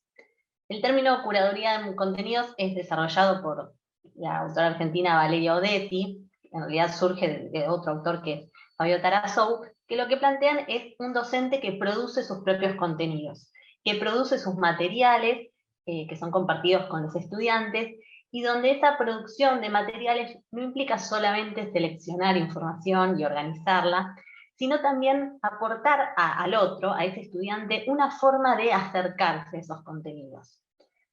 La idea de remix es una idea que implica producir contenidos en el cual uno puede ir articulando diferentes modos semióticos, como pueden ser textos, videos, imágenes, GIF, y de alguna manera ir armando un material que pueda ser recorrido por los estudiantes y que enriquezca la experiencia de aprendizaje. El año pasado, en este primer tiempo de reacción, a mí me surgió un problema, retomando los términos de Verónica, que fue quien inició estas ponencias, un problema bien puntual, que es que yo sentía que mis estudiantes estaban un poco perdidos en la plataforma de Classroom, y que ellos recibían como rectángulos grises esos materiales que nosotros enviábamos. Y una situación puntual que me ocurrió fue que yo envié un video armado por mí, un texto redactado por mí y un formulario que se refería a esos materiales, y noté que enseguida mis estudiantes habían respondido al formulario sin ni siquiera mirar ese texto o abrir ese video. Entonces surgió en mí la idea de tratar de hackear el Classroom de alguna manera para poder ofrecer esos materiales de una forma diferente. Y ahí surgió la idea del hipertexto, que después la fui compartiendo con otros y otras profes del área de ciencias naturales, y empezamos a construirlos juntos, estos hipertextos. Acá pongo un ejemplo que tiene que ver con sistema urinario, una temática que se trabaja en segundo año, donde presentamos el tema, por ejemplo. Establecemos en un comienzo una situación problemática, en este caso la situación de aquel famoso doping positivo de Maradona en el Mundial del 94, y los diferentes recursos, como pueden ser textos, imágenes, cuadros, se van entramando en el marco de esa estructura que nosotros elegimos, que es la resolución de esa situación problemática. Realmente es un tipo de material que resultó muy llevadero para los estudiantes, y esto claramente se vincula con la forma que tienen hoy nuestros adolescentes de acceder a la información.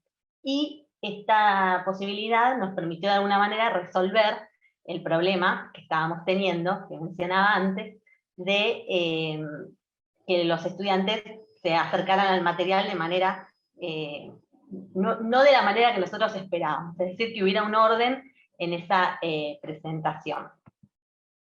Volviendo para atrás, también querría decir que este año nosotras, con mis compañeras de área, estamos utilizando nuevamente estos materiales, es decir, encontramos un valor en estos materiales y estamos armando otros con la misma esencia, y consideramos que tienen un gran valor porque nos ponen a nosotras las docentes en un lugar de productoras de contenido, de materiales, y además nos permiten ofrecer una perspectiva particular, que en este caso es, por ejemplo, el planteo de situaciones problemáticas, que es el corazón de la enseñanza de las ciencias naturales, y también nos permiten articular de alguna manera la cultura juvenil con la cultura escolar. Por eso sentimos que es un material muy, muy rico, muy valioso para nosotras como profesoras del área de ciencias naturales, y por eso lo queríamos compartir en esta ocasión. Muchísimas gracias, Luciana. Muy buena tu propuesta. Vamos a continuar ahora con la ponencia de robótica virtual en competiciones de Eduardo Sanrufo Ecay, de la institución Indismatic de España. Bienvenido, Eduardo. Hola, buenas tardes. Vale, Buenas estoy tardes. compartiendo.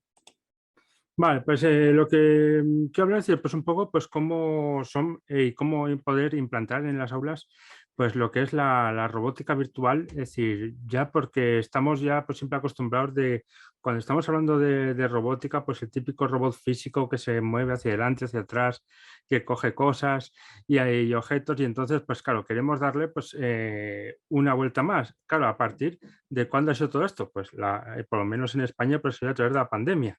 Es decir, la verdad pues que hasta entonces pues había una asignatura, un trimestre que impartir, es decir, temas relacionados con robótica, y claro, es decir, ya no podíamos ni entrar a las aulas ni entrar al instituto, y claro, ya pues se nos queda pues como colgada esa opción.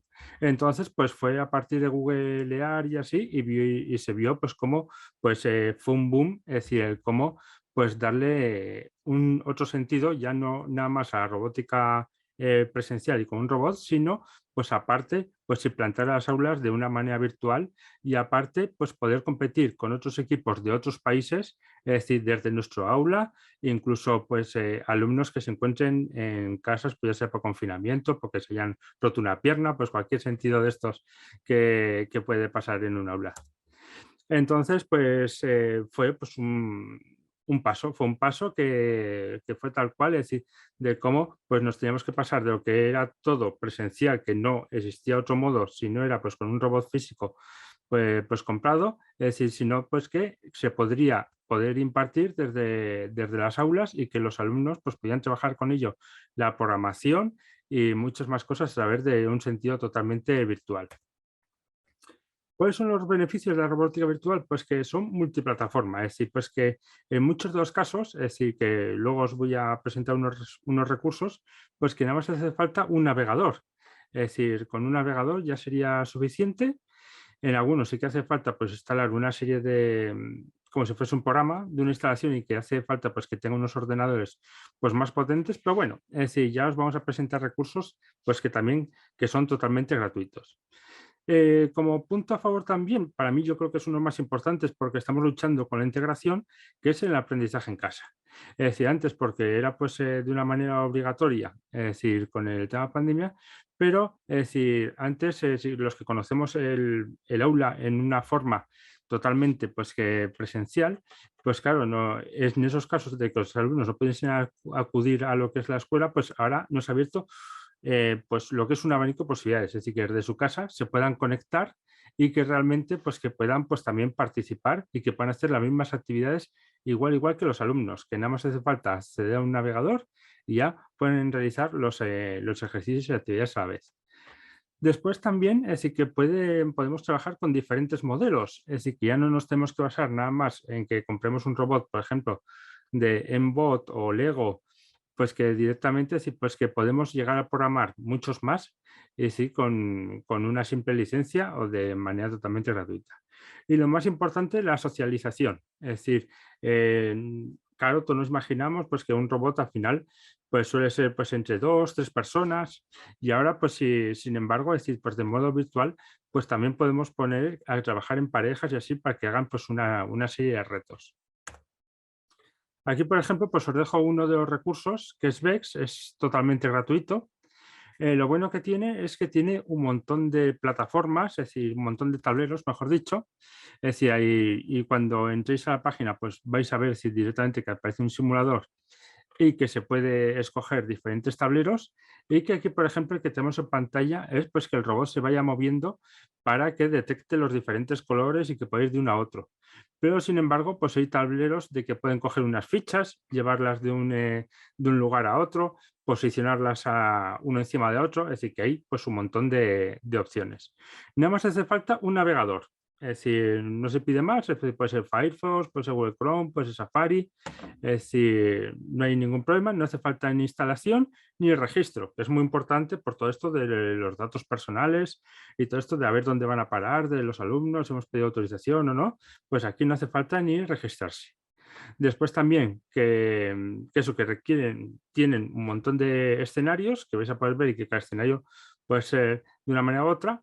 Hay pues unos escenarios pues, que a mí me hace gracia porque juego con los más pequeños, que es el tema pues, de que pueda ir, que pueda derribar pues, unos castillos que hay y entonces pues eso pues, les hace más gracia de que vayan empujando las piezas y que les vayan tirando pues al vacío, es decir, para que directamente se vayan cayendo. Da mucho juego y la verdad que está muy bien. Después se puede programar tanto por bloques o por código, es decir, ya pues, puede ser desde un sentido más inicial, pues, para así decirlo, si estamos con alumnos de primaria, o por código, es decir, por código ya pues Python, por ejemplo, y que ya pues que sea pues más avanzado, por ejemplo, pues para alumnos de secundaria, segundo, tercero o cuarto, o simplemente para iniciarles para aquellos que no hayan visto nunca, pues por ejemplo en bachillerato. Otro recurso, que esto bajo mi punto de vista pues es más sencillo a modo vista, como podéis ver, es decir, el otro como tiene diferentes vistas pues parece pues más agradable, pero bueno, este la verdad que es con el que empezamos, es decir, lo que lo adquirió Google, por lo cual, es decir, esto pues fue un boom, es decir, no tiene nada que ver, es decir, lo que era antes de la pandemia y lo que ha sido después de la pandemia, es decir, han añadido un montón de opciones y es lo mismo que en otro sentido, es decir, pues que es totalmente gratuito, es decir, que nada más hace falta un navegador web y entonces nada, pues con insertar ahí pues la dirección, pues ya pues tenéis todo. Aquí sí que se puede crear una licencia si queréis, podéis exportar la programación para seguir con ella al siguiente día, se pueden pasar de unos grupos a otros, la verdad que está súper bien. Y los tableros les podéis hacer un diseño propio, es decir, vamos a decir, pues oye, pues que claro, vienen pues creo que son unos 6 o 7 tableros, pues sí, pues voy a hacer un recorrido así un poquito más difícil, podéis hacer una imagen directamente que queden resaltados muy bien los colores y subirla. Y entonces se sube y ya tenéis ahí pues un tablero especial para que, por ejemplo, pues hacer el día del día del instituto o el día de comunidad educativa, pues que se pueda hacer pues algo especial o simplemente como trabajo de fin de curso. Entonces, pues ya estamos jugando ya tanto con lo que es el diseño gráfico como lo que es la propia robótica. Este recurso, es decir, a mí me gusta mucho porque está basado, las pruebas y todo eso está basado en las competiciones de la First Lego League y la World Robot Olympic. Pero claro, ¿cuál es el problema? Pues que requiere un ordenador potentillo. Es decir, requiere un ordenador, pues, es decir, que ya, pues, que sea, por ejemplo, pues un i5 con una gráfica superior o un i7. Es decir, la verdad que si tenemos un ordenador normalito, es decir, es muy fácil que se quede, que no pueda con ello. Después, pues que este sí que tiene un coste por licencia, este sí que habría que pagar. Es decir, antes era por licencia total, es decir, pues tú adquirías la licencia y ya te servía para toda vida, y ahora es por licencia anual. Entonces, pues bueno, está muy bien porque da un realismo así, pero la verdad que bajo mi punto de vista, para empezar en un centro y así, pues claro, primeramente pues habría que probar una licencia y ver si esos ordenadores, es decir, pues realmente lo aguantan. Es decir, no comprar 25 porque igual, ay, no podemos sacar todo el provecho. Muy bien. Ahora pues voy a comentar las dos competiciones muy brevemente. Es decir, que la verdad pues que hemos participado pues desde aquí de España y que está súper bien. Una es la RoboJam. RoboJam es una competición pues que se hace en muchos países, es decir, de hecho, pues esta semana pues tenemos la competición en España y en México, la semana pasada fue en Argentina, es decir, pues hay un montón de competiciones durante todo el año y entonces cada uno participa desde su casa, desde su centro, es decir, donde prefiera, se hacen fines de semana. El coste de inscripción es muy económico, es decir, son 10, 11 dólares y existe pues varias categorías. Sí que hay categorías que son totalmente virtuales y otras pues igual, por ejemplo, si tenemos un robot bípedo, pues entonces pues podemos activar la cámara y competir contra otros equipos de otros países. La verdad que está muy chulo porque además después se reparten premios y así y nos olvidamos pues un poco, o por lo menos tenemos la alternativa a las competiciones presenciales en las que ya te tienes que desplazar todo el equipo, unos gastos de hotel, alojamiento, comidas, etcétera, etcétera, que ya pues para según qué centros pues puede ser un poquito más elevado. Sin embargo, pues esto se puede directamente participar en ello y con unos costes pues muy bajos y aparte pues eso pues después te dan opciones para participar en otras competiciones más adelante según si vas ganando premios. Otra competición que esta pues en esta no he participado, pero la verdad es que la veo muy interesante porque permite un montón de robots y así para participar con ello. Es decir, por ejemplo, pues con el Open Roberta, pues entonces que está pues más adecuado a primaria y secundaria, bueno, y aparece aquí pues un montón pues de diferentes como retos que tienen ellos para decir, bueno, pues a ver en cuál nos interesa participar y nos vamos preparando. Es decir, estas competiciones se suele dar un margen de 1 mes y medio, 2 meses desde que se anuncia hasta que se participa. Entonces, pues bueno, pues da tiempo de sobra pues para prepararlo con el aula y así pues que pasen pues un rato diferente y aparte pues lo que nos interesa también pues que directamente que se aprenda de otras personas. Entonces, como los tips que yo pondría como la robótica virtual, es decir, pues que tiene menos costes, es decir, al final pues no es lo mismo llenar un aula de robots, es decir, que tengan un coste pues de 300, 400 dólares o 150 dólares según el modelo que queramos comprar. Es decir, después ya la interculturalidad, es decir, pues que al final, pues en estas competiciones que se está diciendo que se está compitiendo varios países, pues al final es un modo también pues de respeto y aprendizaje, incluso lo que puede ser tan simple como la diferencia horaria. Es decir, que muchos, es decir, pues cuando se ponen a hablar con los países, pues directamente, oh, pues cuánta diferencia de horario, pues ahora es la tal, no sé qué, pues eso pues que ya se les ayuda también pues para aprovechar más sobre ciencias de la naturaleza. Después que es multidisciplinar, es decir, que la verdad es que se puede utilizar también pues como algo gamificado, es decir, pues por ejemplo, es decir, pues vamos a intentar hacer un circuito y quien lo haga menos pues tiene tal puntuación y así, es decir, que se puede hacer también como mini torneillos, incluso dentro del aula o dentro del centro, y que nos sirve mucho pues para trabajar por proyectos. Es decir, al final hay, por ejemplo, pues uno de los mapas que hubo en BEX, que tuvo un exitazo tremendo, que era, pues, era el fondo del mar y entonces iba cayendo basura y el robot tenía que ir recogiendo la basura y al final te decía pues cuántos kilos de basura había recogido. Entonces al final, pues como profesores y como maestros, pues al final siempre podemos dar ese input de energía y de darle pues una vuelta para que sea pues mucho más educativo. Y nada más, pues muchísimas gracias por escucharme y un abrazo. Hasta luego. Muchísimas gracias, Eduardo, muy interesantes, muy buenos todos los recursos que nos has presentado de robótica virtual.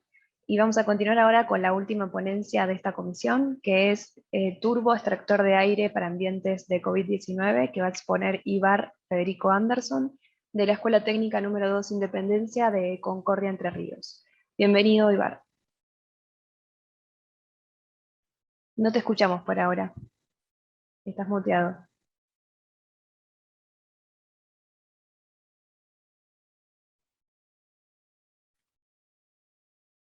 No. Puede ser que tengas auriculares, parlantes conectados. Nada.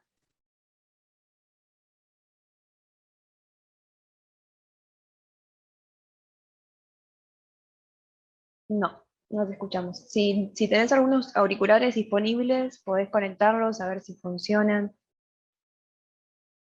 Por ahí a veces es el audio de la computadora.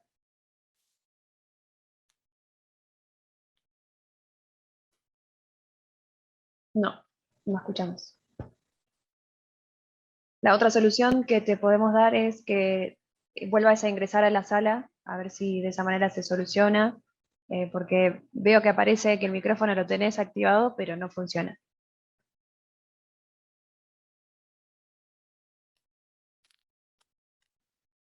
Bueno, mientras les voy diciendo si quieren ir volcando sus preguntas, sus dudas para los expositores mismos entre ustedes, si se quieren hacer consultas entre las diferentes ponencias que fuimos escuchando a lo largo de estas 2 horas. Luego de Ibar ya comenzamos con el debate, así que pueden ir preparando sus preguntas. O bueno, también si quieren exponer o expandir algo de sus ponencias, hacer alguna reflexión, también ese espacio es el espacio de debate donde podemos charlar acerca de eso.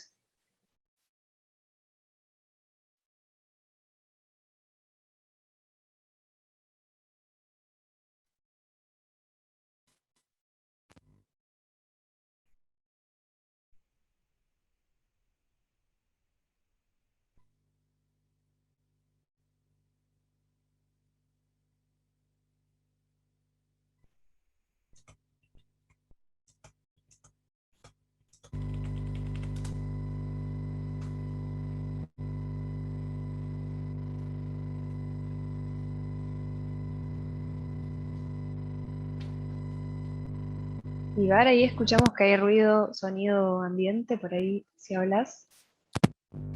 ¿Te escuchamos?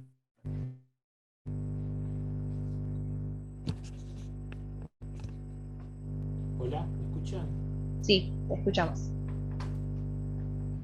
Tenés apagada la cámara ahora. Sí, te escuchamos un poquito bajo, pero te escuchamos.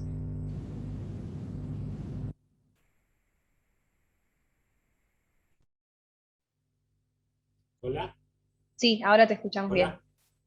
¿Pueden escuchar? Sí, te escuchamos. Cuando quieras, podés comenzar.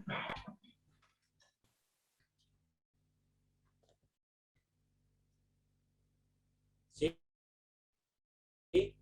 ¿No? Sí, te escuchamos.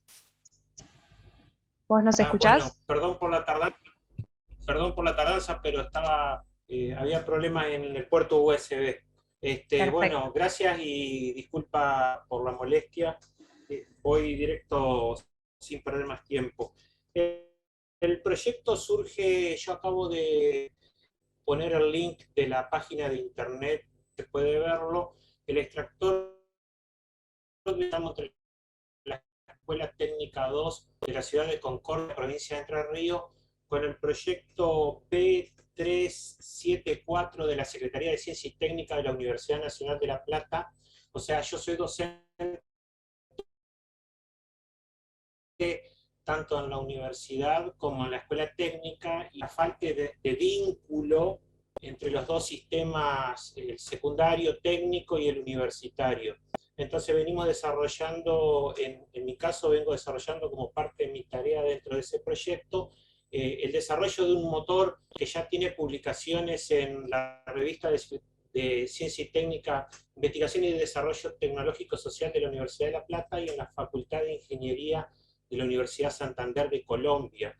Poseemos publicaciones y hemos articulado con la Facultad de Ingeniería Eléctrica de la Universidad Tecnológica Nacional aquí en Concordia y con la Universidad Nacional de Entre Ríos en la carrera de Ingeniería Mecatrónica. También hemos presentado el proyecto y lo hemos testeado con los ingenieros, lo cual ha traído dicotomías, porque para la gente de Ingeniería Mecatrónica en la UNER el proyecto funciona, y para los ingenieros de la Universidad Tecnológica Nacional en la Facultad de Ingeniería les resulta difícil creer que otro profesional, en mi caso yo soy diseñador industrial con formación pedagógica docente para escuelas técnicas, en un profesorado de formación superior, no creen que otro profesional pueda desarrollar un proyecto de esta característica, que es el tema de la eficiencia energética, que son las etiquetas que todos conocemos que traen los electrodomésticos, como los aire acondicionados y las heladeras.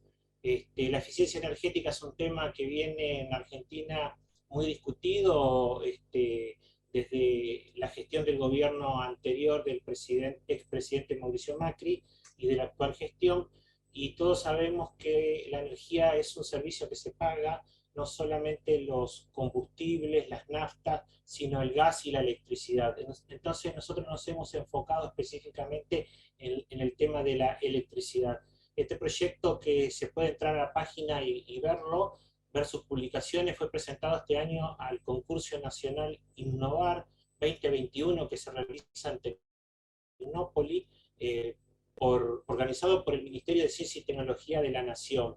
Hemos sido ya en otras oportunidades invitados, hemos salido en 2 catálogos, y este año lo que hemos hecho es el motor adaptarlo. Yo no quiero entrar en la parte técnica de un motor para no aburrirlo, lo hemos adaptado a un extractor de aire para ambientes viciados de COVID, y creemos que el producto es altamente competitivo, porque comparado con cualquier tipo de motor extractor de aire que nosotros los conocemos, los sanitarios, los baños tienen extractores de aire de malos olores, las cocinas como los restaurantes también tienen extractores de aire, en este caso de olores producto de la gastronomía,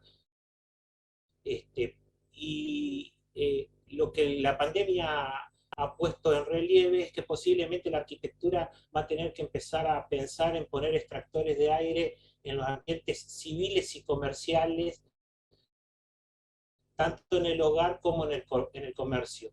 A partir de esto creo que es un producto competitivo a partir de una necesidad de mercado, y nuestro producto es 67%, es el ahorro de energía medida en kilowatt hora, que es el modo en que facturan las empresas de servicio la energía. Estamos hablando de energía eléctrica de red monofásica de 220 volts, 50 Hz.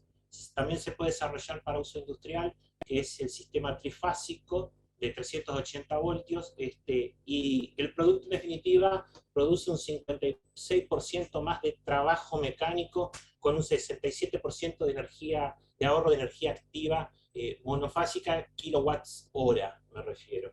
Eso era lo que les resultaba difícil de repente a los ingenieros en electricidad, cuando testeamos el producto en el laboratorio, y los instrumentos de medición indicaban que, bueno, que los instrumentos no mienten. Entonces, no sé por qué la estructura de pensamiento de un ingeniero termina negando lo que la fórmula física y lo que la evidencia empírica de los propios instrumentos le muestran como verdad científica. Entonces no nos quedamos con esa opinión, hicimos lo que la ciencia dice, y escribirlo y publicarlo en revistas con referato, con propiedad intelectual, ISBN y ISSN. Entonces lo sometemos al debate de la ciencia, que es lo que se debe hacer, y no quedarnos con una sola opinión. Bueno, vamos a pasar por el filtro de los expertos del Ministerio de Ciencia y Tecnología de la Nación, y el objetivo es terminar en una patente. Queremos hacer una patente con una industria PYME, porque en esta Argentina, donde la educación pública está tan cuestionada, debemos demostrar de cara a la sociedad lo que estamos en condiciones de hacer, de ofrecer, y todo aquello que la calidad educativa, entre comillas, la sociedad civil reclama a las instituciones públicas, que yo creo que son de excelencia y son de prestigio máximo en nuestras universidades, por lo menos a la cual yo pertenezco, de la cual siento gran orgullo porque tenemos premios Nobel. Me parece que esa es la deuda que tenemos con la sociedad que financia el conocimiento con los impuestos públicos, y debemos motivar a los estudiantes de escuelas técnicas a entusiasmarse para seguir perfiles profesionales de carreras vinculadas a la investigación y desarrollo tecnológico, la ingeniería, en mi caso el diseño industrial. Bueno, la Universidad de Palermo tiene la carrera de diseño industrial, y un profesor que es de la Universidad Nacional de La Plata, colega mío, también trabaja en la Universidad de La Plata y en la Universidad de Palermo en la Facultad de Diseño y Comunicación. Así que este proyecto también lo hemos presentado al Encuentro Latinoamericano de Diseño, que se llevó hace poquito tiempo en la facultad, de la cual estoy muy satisfecho de haber participado y muy agradecido de que nos convoquen a compartir estas experiencias con ustedes. No les quiero robar más tiempo, quiero darles las gracias. Le acabo de dejar el link de la página web donde lo pueden visitar y van a contener toda la información que es descargable. Y desde ya me disculpo nuevamente por el desperfecto técnico que tuvimos. Les agradezco su tiempo, no les robo más tiempo. Muchas gracias por la invitación y muchas gracias por haber compartido la experiencia de todos los colegas que pude escuchar en el día de hoy. Muy gratificante, y creo que hay colegas que ya nos vimos el año pasado, si no lo recuerdo, Lucía, ¿no? Bueno, gracias por todo. Muchísimas gracias, Ibar, un placer escucharte nuevamente. No te preocupes por el tema del desperfecto técnico, son cosas que sabemos que pueden suceder en este espacio virtual. Y acá Rafael te deja un comentario que dice que creo que tiene que ver con tu ponencia, que es muy interesante lo que presentás. Esas experiencias han sido muy usadas en pandemia para motivar al alumnado. El tiempo es un estímulo para medir competencias, no contenidos curriculares, y dice que está de acuerdo con lo que has presentado. ¿Es así, Rafael? No sé si estás por ahí.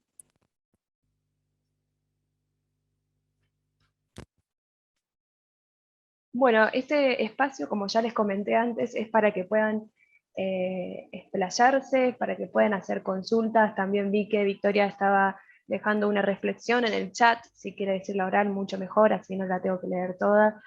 Y bueno, todo lo que quieran comentar será bienvenido. Tenemos unos minutitos todavía para continuar con la comisión. No, me parecían súper interesantes las presentaciones, ¿no? En especial como, más allá de todo lo terrible que nos trajo la pandemia, cómo nos obligó a repensar nuestras propias prácticas, ¿no? A reinventarnos, a proponer juegos, a hacer bien visible esto que muchas veces nos pasa en el aula presencial, que nos damos cuenta que no se interesan, no prestan atención, pero bueno, si están ahí, más o menos están ahí porque no pueden estar en otro lado, ¿no? Entonces, cómo enganchar a los estudiantes, cómo entusiasmarlos, cómo motivarlos, también implicó, ¿no?, esto de los juegos. Yo les ponía, nosotros hicimos una sala de escape que no tenía esa resolución, era muy simple, con un formulario Google.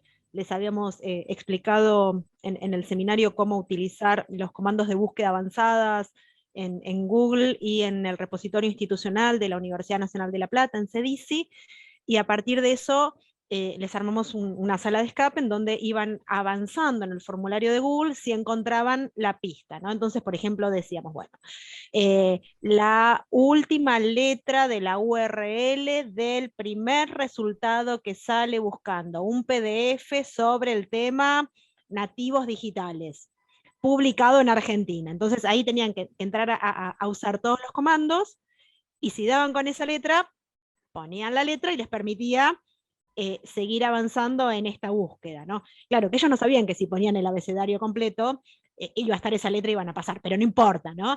Pero eso, bueno, también los invitamos a los estudiantes a jugar desde ese lugar, pero me parecieron súper interesantes todas las propuestas.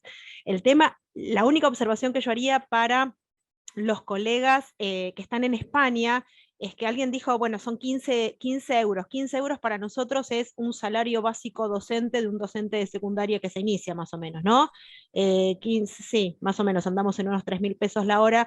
Digo, es muchísimo para nosotros en términos de costos. Entonces, también desde Argentina yo agregaría, como siempre, atando con alambre, fuimos usando recursos gratuitos de Google, ¿no? Para sortear que ni ellos ni nosotros teníamos esta posibilidad económica de pagar buenas interfaces, buenas conexiones o aplicaciones que se ven maravillosas, ¿no?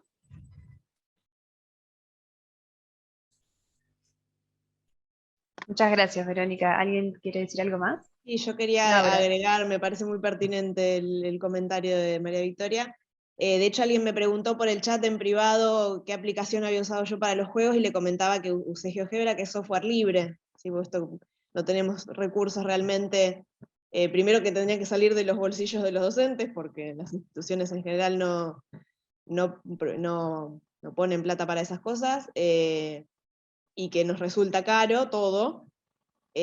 Así que bueno, está bueno saber que hay herramientas libres, gratuitas por todos lados que se pueden utilizar y que son más propicias para nuestro contexto.